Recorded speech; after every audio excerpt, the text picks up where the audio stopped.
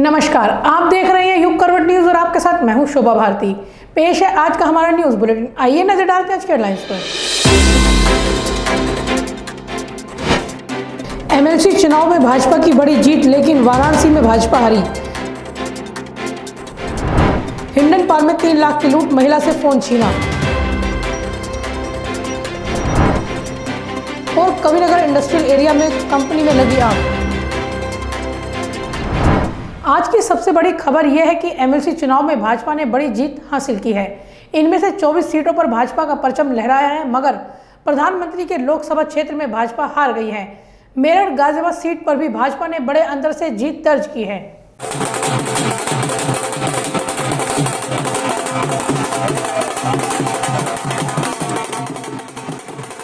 स्थानीय प्राधिकारी निर्वाचन क्षेत्र की 27 विधान परिषद सीटों के नतीजे काफ़ी चौंकाने वाले रहे। इस चुनाव में भले ही भाजपा का दबदबा रहा और ज़्यादातर सीटों पर इसके प्रत्याशियों की जीत हुई, लेकिन प्रधानमंत्री मोदी के गढ़ वाराणसी में भाजपा उम्मीदवार हार गए। यहां निर्दलीय की जीत हुई है। वाराणसी में एक बार फिर से ब्रजेश सिंह का दबदबा कायम रहा। उनकी पत्नी अन्नपूर्णा सिंह बड़े अंतर से चुनाव जीती। यहाँ भाजपा को 13 स्थान मिला है। रायबरेली सीट पर भाजपा प्रत्याशी और राज्य मंत्री स्वतंत्र प्रभार दिनेश प्रताप सिंह जीत गए हैं।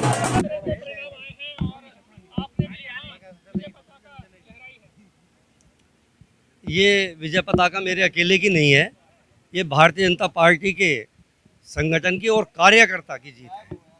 ये अकेले मेरी जीत नहीं है, भारतीय जनता पार्टी के संगठन की और कार्यकर्ता की जीत है।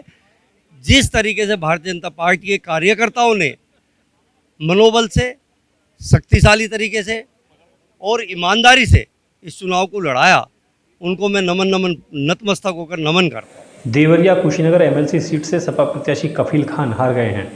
यहां भाजपा की जीत हुई है। लखनऊ उन्नाव एमएलसी सीट पर भाजपा के रामचंद्र प्रधान भारी मतों से जीते हैं। गाजियाबाद मेरठ सीट से भाजपा प्रत्याशी धर्मेंद्र भारद्वाज ने शानदार जीत हासिल की है। धर्मेंद्र भारद्वाज को 3708 और रालोद प्रत्याशी सुनील रोहटा को 218 वोट मिले। गाजीपुर में भाजपा प्रत्याशी विशाल सिंह ने सपा के मदन सिंह को हराया है। सपा के गढ़ और अखिलेश यादव परिवार की कर्मभूमि रही इटावा में भाजपा जीती है। भाजपा के प्रांशु द्विवेदी ने सपा को हराकर जीत का परचम लहरा दिया है। प्रतापगढ़ में राजा भैया का जलवा कायम है। उनके खास अक्षय प्रताप सिंह 5वीं बार एमएलसी बने हैं। आजमगढ़ में निर्दलीय प्रत्याशी विक्रांत सिंह दिशु ने भाजपा के अरुणकांत यादव को हरा दिया है। बलिया में भाजपा प्रत्याशी रविशंकर सिंह पप्पू ने लगातार 4थी बार जीत दर्ज की है। गोंडा बलरामपुर में भाजपा जीती है। सुल्तानपुर अमेठी विधानसभा सीट पर भी भाजपा के शैलेंद्र प्रताप सिंह जीते हैं। मुरादाबाद बिजनौर विधानसभा सीट पर एमएलसी भाजपा उम्मीदवार सतपाल सैनी ने जीत दर्ज की है। मुजफ्फरनगर सहारनपुर में भी भाजपा प्रत्याशी वंदना शर्मा जीत गई हैं। इस सीट पर भाजपा ने पहली बार जीत हासिल की है। कानपुर फतेहपुर में भी भाजपा को जीत मिली है। गोरखपुर महाराजगंज सीट पर भी भाजपा के सीपी चंद्र विजयी हुए हैं। बस्ती दादम में भाजपा के सुभाष यदुवंश को जीत मिली है। चूँकि बिल्कुल नहीं, हमने ईमानदारी से चुनाव लड़ा। हम हर वोटर के बीच में गए, वोटर को डराने का काम किया, वोटर को पैसे देने का काम किया। इन लोगों ने लोकतंत्र की हत्या की है। हम स्वर्गीय चरण सिंह की नीतियों पर चले। हमने एक एक वोटर से ये कहा कि आपको ईमानदार से वोट देनी है, लेकिन लोकतंत्र बचाने के लिए हमने काम किया, लेकिन इन्होंने लोकतंत्र की हत्या की है। ये लोग जो बराबर उनके बीच में जाकर पैसे देने का काम किया। हमारे पास सब प्रशासन ने चुनाव लड़ा और प्रशासन ने चुनाव लड़ा, सत्ता ने चुनाव लड़ाया।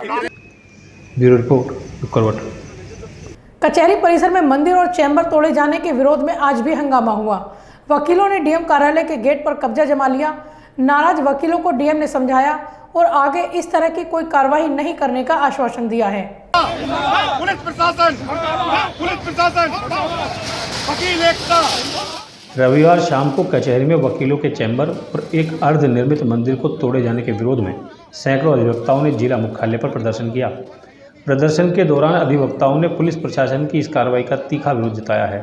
अधिवक्ताओं ने जिला मुख्यालय के मुख्य गेट पर ताला लगा दिया। करीब 1 घंटे तक जिला मुख्यालय के मुख्य गेट पर ताला लगा रहा। इस वजह से न तो कोई बाहर से अंदर जा सका, न अंदर से बाहर निकल सका।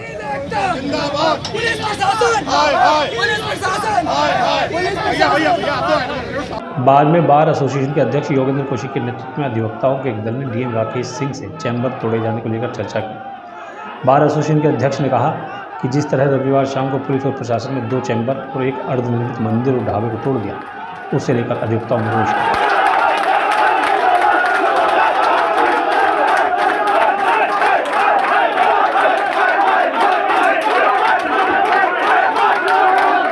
डीएम से इसे लेकर विरोध जताया गया है। उन्होंने कहा कि डीएम ने अधिवक्ताओं की बातों को सुनने के बाद आगे की कार्रवाई नहीं करने का आश्वासन दिया है।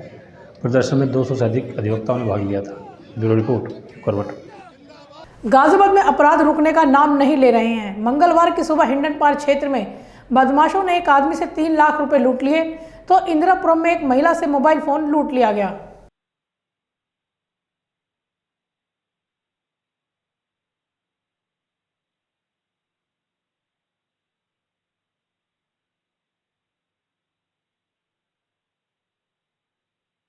कविनगर औद्योगिक क्षेत्र के एक प्लाईवुड कंपनी में आग लग गई।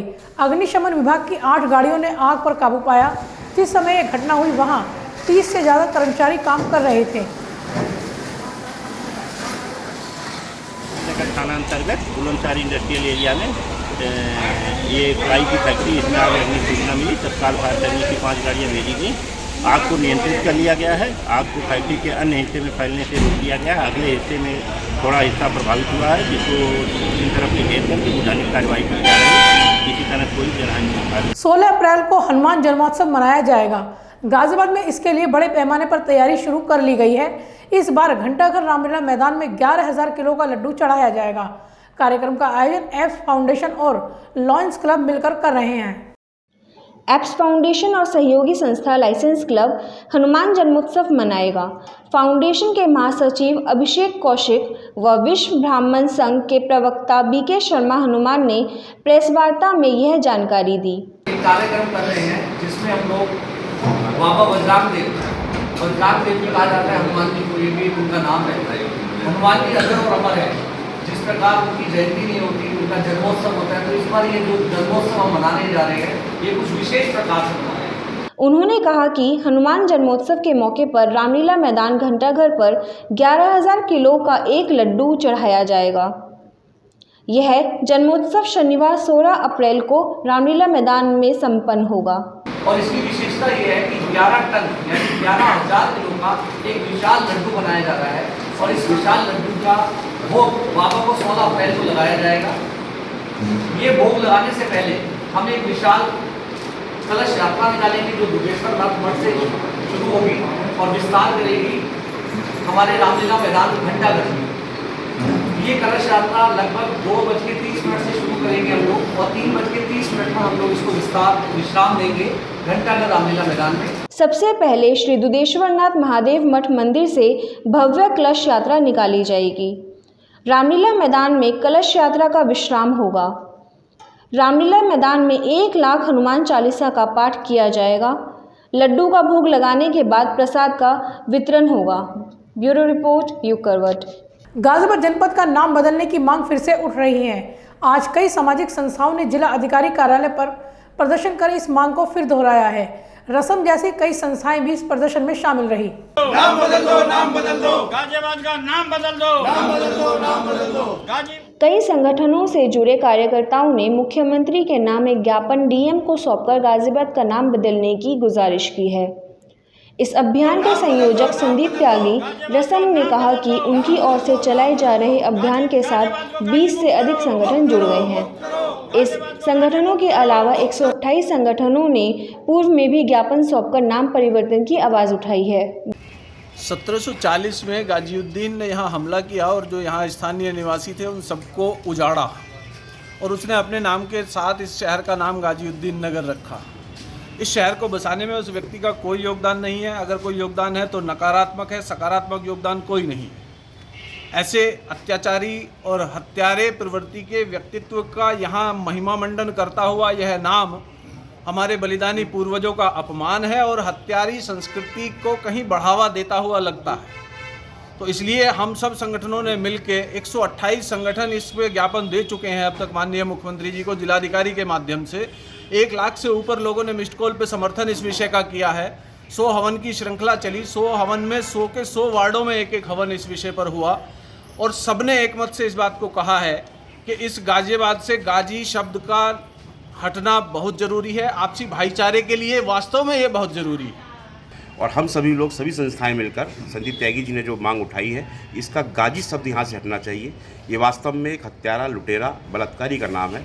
इससे संस्कृति को बहुत दब्बा पहुँचता है। इसलिए हम सब लोग मांग करते हैं माननीय मुख्यमंत्री जी से तत्काल प्रभाव से गाजियाबाद का गाजी से हटाया जाए, नया नाम रखा जाए कि गाजियाबाद को गाजी मुक्त करके गाजियाबाद का नाम बदला जाए, क्योंकि शुरू से ही गाजियाबाद का नाम गजप्रस्त रहा है 500 सालों से, और हमारे धार्मिक पुराणों में भी लिखा है कि गाजियाबाद गजप्रस्त के नाम से जाना जाता था। लेकिन जो है जब से मुस्लिम संस्कृति हावी हुई उसके बाद कई शहरों के नाम बदले गए, बहुत शहरों के नाम। हम गाजियाबाद को गाजी मुक्त कराने की मांग करते हैं, गाजियाबाद का नाम बदलने की मांग करते हैं। इन संगठनों में उत्तर प्रदेश उद्योग व्यापार मंडल, क्षत्रिय राजपूत महासभा, RWA फेडरेशन, संवेदना, अपनापन फाउंडेशन, अनारक्षित जाति संरक्षण महासभा, पतंजलि योग समिति दिल्ली, राष्ट्रीय सैनिक संस्था, घूकना व्यापार मंडल, धर्म यात्रा महासंघ आदि हैं। ब्यूरो रिपोर्ट, युग करवट। कनावली में गौशाला में आग लगने से 40 गौवंश मारे गए हैं। इस घटना से हिंदू संगठन बेहद गुस्से में हैं। इन लोगों ने कलेक्ट्रेट पर प्रदर्शन किया। गोरक्षा विभाग ने घटना की जांच और दोषियों को सजा दिलाने की मांग की है। गौ हत्या बंद करो, गौ हत्या बंद करो, गौ हत्या। कनावली क्षेत्र में गौशाला में लगी आग की घटना से हिंदू संगठन गुस्से में हैं। इन लोगों का आरोप है कि गौशाला में आग लगी नहीं बल्कि लगाई गई है। सोमवार को हुई इस घटना में 40 गोवंश मारे गए। हिंदू संगठनों ने जिला अधिकारी को ज्ञापन भी दिया है। कल जो गाजियाबाद के अंदर घटना घटित हुई है बहुत ही शर्मनाक है कि 40 गौवंश जिंदा जल गए। किसकी गलती है इसमें? जब लगातार हमारी सारी संस्थाएं जो हैं, संगठन जो हैं हिंदुओं के, वो गौरक्षक के वहाँ पर ज्ञापन दे रहे हैं, थाने में दे रहे हैं, जिलाधिकारी महोदय का दे रहे हैं, उसके बाद तक जब कोई भी सुनवाई नहीं हुई है, तो आज हम प्रशासन से मांगने आए हैं कि इस पर पूरी तत्काल प्रभाव से पूरी जांच बैठा ली जाए। जितनी वहाँ झुग्गियाँ डाली गई हैं अवैध रूप से उनको हटाया जाए, बांग्लादेश को हटाया जाए, और गौवंश जो हमारे कल मरे हैं जल के, इस पर तत्काल कार्रवाई की जाए। बिल्कुल गौशाला के बगल में कबाड़ की दुकान है और वहाँ रोहिंग्या या बांग्लादेशी जो भी है झुग्गी बनाकर अवैध तरीके से रह रहे हैं अवैध जमीन पे। उसी वजह से आग लगी है। बार बार सूचना दी जाती थी, कार्रवाई नहीं हो रही थी। 40 गौवंश की मृत्यु हुई है। वैसे इतनी दर्दनाक, इतना विभत्स आज तक हमने जीवन में कभी नहीं देखा, ना ही किसी ने देखा होगा। हम इसी के लिए ज्ञापन देने के लिए आए डीएम साहब को, अविलंब इसके ऊपर कार्रवाई हो, सख्त कार्रवाई हो, तुरंत कार्रवाई हो, तत्काल कार्रवाई हो। विश्व हिंदू परिषद के गोरक्षा विभाग ने कहा कि गाजियाबाद में गौ हत्या और तस्करी लगातार बढ़ रही है। सूचना देने के बाद भी पुलिस कोई कार्रवाई नहीं करती। इन लोगों ने जिलाधिकारी से पूरे मामले की सही जांच कराने की मांग की है। रिपोर्ट, युग करवट। सेठ जयप्रकाश महिला पॉलिटेक्निक कॉलेज में समारोह मनाया गया। कार्यक्रम में छात्राओं ने रैंप वॉक का आयोजन किया। छात्राओं ने खुद के डिजाइन किए कपड़े और ज्वेलरी का प्रदर्शन किया।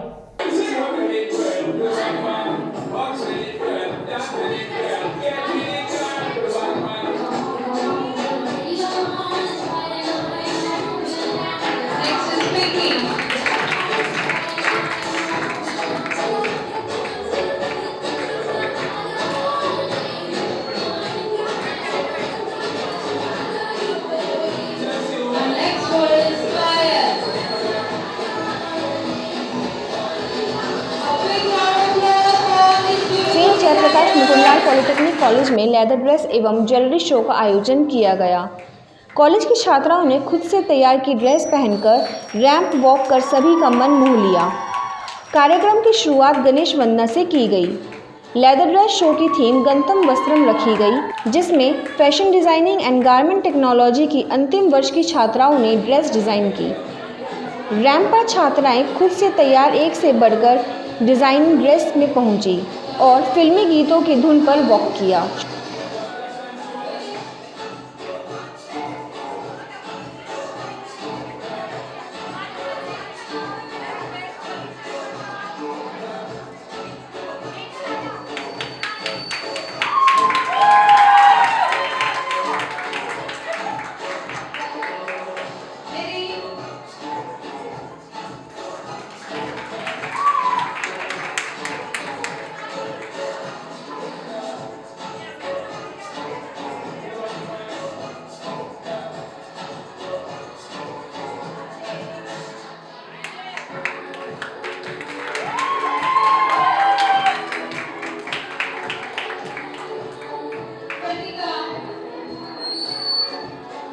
इस दौरान छात्राओं ने अपने समर कलेक्शन का भी शानदार झलक दिखाई।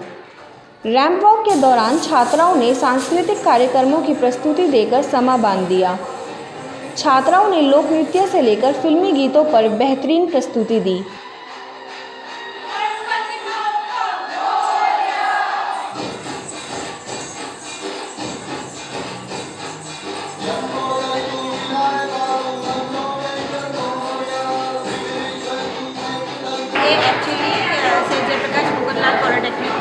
Fashion designing and garment technology course चल रहा है, तो उस कोर्स के अंतर्गत बहुत सारे सब्जेक्ट्स हैं, जिनमें एक लेदर ड्रेस शो जो हम लोग शो के फॉर्म में ऑर्गेनाइज करते हैं। तो ये बच्चों का फैशन शो है जिसमें इन्होंने अपने हाथ से लेदर ड्रेसेस बनाए और उन्हीं को ये प्रेजेंट किया। फैशन शो के बाद ज्वेलरी शो आम्रपाली में छात्राओं ने खुद की डिज़ाइन की हुई ज्वेलरी का प्रदर्शन किया। छात्राओं ने फैब्रिक, लेसेस, रिबन, रुद्राक्ष, शंख, सीप, कले, धागे एवं वेस्ट मटेरियल से बने हुए आभूषणों की प्रदर्शनी की। छात्राओं ने इस प्रदर्शनी के माध्यम से दिखाया कि वेस्ट मटेरियल से भी डिज़ाइन ज्वेलरी बनाई जा सकती है। ब्यूरो रिपोर्ट, युग करवट। प्रदेश सरकार ने निजी स्कूलों को 10% फीस बढ़ाने की अनुमति दे दी है। सरकार के इस फैसले से अभिभावक नाराज हैं। गाजियाबाद पेरेंट्स एसोसिएशन ने मुख्यमंत्री को ज्ञापन भेजा है। इनका कहना है कि अभिभावकों पर दोहरी मार पड़ रही है। उत्तर प्रदेश सरकार द्वारा निजी स्कूलों को 10% वृद्धि देने का निर्देश दिए जाने के बाद गाजियाबाद पेरेंट एसोसिएशन ने जिला मुख्यालय पर प्रदर्शन किया। एसोसिएशन ने डीएम के माध्यम से सीएम को ज्ञापन सौंपकर इस निर्णय को वापस लेने की मांग की है। एसोसिएशन ने अपने ज्ञापन में कहा कि पिछले 2 साल से सैकड़ों अभिभावक आर्थिक मंदी से जूझ रहे हैं। कोविड के दौरान भी स्कूलों ने पूरी फीस वसूली थी।